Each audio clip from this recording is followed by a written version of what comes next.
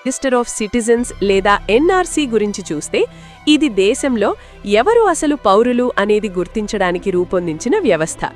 అస్సాంలో దీనిని అమలు చేసినప్పుడు చాలామంది తమ పౌరసత్వాన్ని నిరూపించలేకపోయారు. దీనివల్ల పేదలు మరియు పత్రాలు లేని ప్రజలు ఇబ్బందులు పడే అవకాశం ఉందని, ముఖ్యంగా ముస్లింలపై ఎక్కువ ప్రభావం ఉంటుందని కొందరు భయపడుతున్నారు.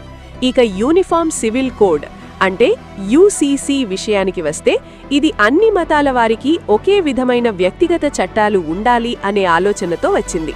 వివాహం, విడాకులు, వారసత్వం వంటి అంశాలలో ఒకే నియమాలు ఉండాలి అని ప్రభుత్వం భావిస్తుంటే, విమర్శకులు మాత్రం ఇది మతాల ప్రత్యేక సాంప్రదాయాలను తగ్గించేస్తుందని అంటున్నారు.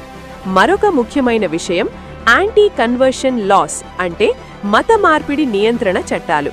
ఇవి బలవంతపు మార్పిడులను ఆపడానికి అని చెప్పినా చాలా సందర్భాలలో క్రైస్తవులపై కేసులు నమోదు చేయడానికి ఉపయోగిస్తున్నారని ఆరోపణలు ఉన్నాయి.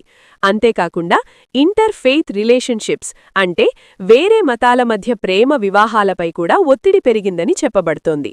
ఇక కౌ ప్రొటెక్షన్ లాస్ గురించి చూస్తే గోవు హిందూ మతంలో పవిత్రమైనది కావడంతో చాలా రాష్ట్రాల్లో గోవు హత్య నిషేధం ఉంది. కానీ కొన్ని ప్రాంతాల్లో కౌ విజిలాంటిజం పేరుతో ముస్లింలు మరియు ఇతర మైనారిటీలపై దాడులు జరిగిన ఘటనలు వెలుగులోకి వచ్చాయి.